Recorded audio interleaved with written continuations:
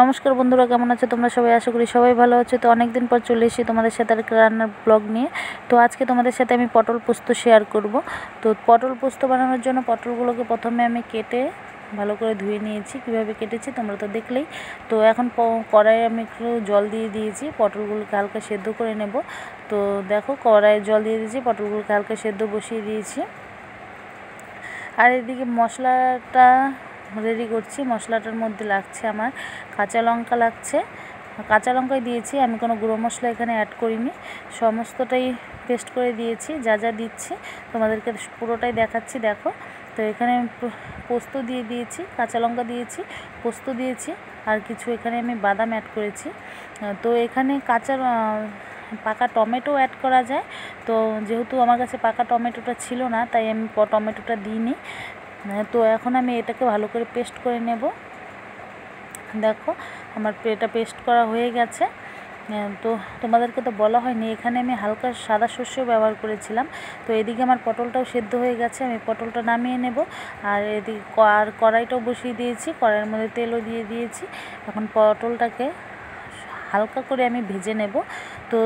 তো আজকে যেহেতু নিরামিষ, শনিবার ছিল, তো আমাদের নিরামিষ, তো নিরামিষ দিনে আমি পটল পোস্তটা বানালাম।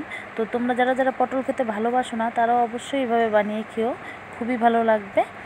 তো দেখো আমি পটলগুলোকে দিয়ে দিয়েছি, আর হালকা লবণ আর হলুদ দিয়ে পটলগুলোকে হালকা ভেজে নিচ্ছি। তো আমার পটল ভাজা হয়ে গেছে, এখন পটলগুলোকে নামিয়ে নেব। কড়াইয়ে আরেকটু তেল অ্যাড করে দিয়েছি এখন। আর তেলের মধ্যে আমি একটু কালো জিরা ফোড়ন দিলাম। তো বেশি তেল লাগছে না, অল্প অল্প তেলেই রান্নাটা হয়ে যায়। তো দেখো এখন পেস্টটা আমি এখানে দিয়ে দিলাম। তোমরা যারা যারা পটল খেতে ভালোবাসো না, তারা অবশ্যই এভাবে রান্না করে খেও, অবশ্যই খুব ভালো লাগবে।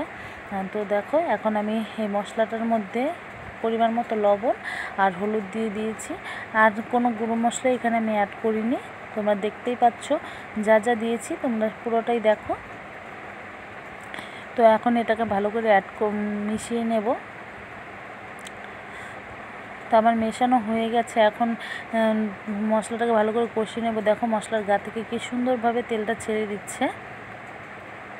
দেখো তেলটা ছেড়ে দিয়েছে মশলার গা থেকে। যে পর্যন্ত মশলার গা থেকে তেলটা ছেড়ে দিচ্ছে, ওই পর্যন্ত আমার মশলাটাকে কষিয়ে নিতে হবে। তো ওইভাবে আমি কষিয়ে নিয়েছি। এবার এটাতে অ্যাড করব 1 কাপ দুধ। তো এখানে আমি 1 কাপ দুধ নিয়েছি। দুধটা ঠান্ডাই ছিল, তো দুধটা অ্যাড করে দিয়েছি। এখানে যে সমস্ত গ্রেভিটাই হবে দুধ দিয়ে, তো দুধটা অ্যাড করে ভালো করে মিশিয়ে নিয়েছি। এখন দুধটা দেখো ফুটে উঠেছে। এখন আমি এখানে পটলগুলো দিয়ে দেব। তো পটলগুলো দিয়ে দিয়েছি। এখন এই দুধটা জাল হবে, ভালো হয়ে গ্রেভিটা একদম ঘন হয়ে যাবে, তখনই নামিয়ে নেব এটা। দেখো এটা ভালো করে জাল হোক। দেখো কতটা শুকিয়ে গেছে। এখন আমি তার মধ্যে কিছু কাঁচা লঙ্কা অ্যাড করে দিয়েছি। তোমরা যারা যারা একটু ঝাল খেতে ভালোবাসো, তারা অবশ্যই ঝালটা দিও। আমি যেহেতু ঝালটা একটু বেশি ভালোবাসি, তাই আমি পেস্টেও বেশি করে ঝাল দিয়েছি, আর একটু কাঁচা লঙ্কা চিড়েও দিয়েছি। দেখো তো আমার পটল পোস্ত রেডি। দেখো আমি নামিয়ে নিয়েছি, কতটা সুন্দর হয়েছে দেখতে, তোমরা দেখেই বুঝতে পারছো। আর খেতেও এটা অসাধারণ হয়, তোমরা খেয়ে দেখো, অবশ্যই ভালো লাগবে। তো আবার আসবো কোনো নতুন রান্নার ভিডিও নিয়ে। তো তোমাদের এই ভিডিওটা কেমন লাগলো অবশ্যই জানিও। তোমরা সবাই খুব ভালো থেকো, বাই।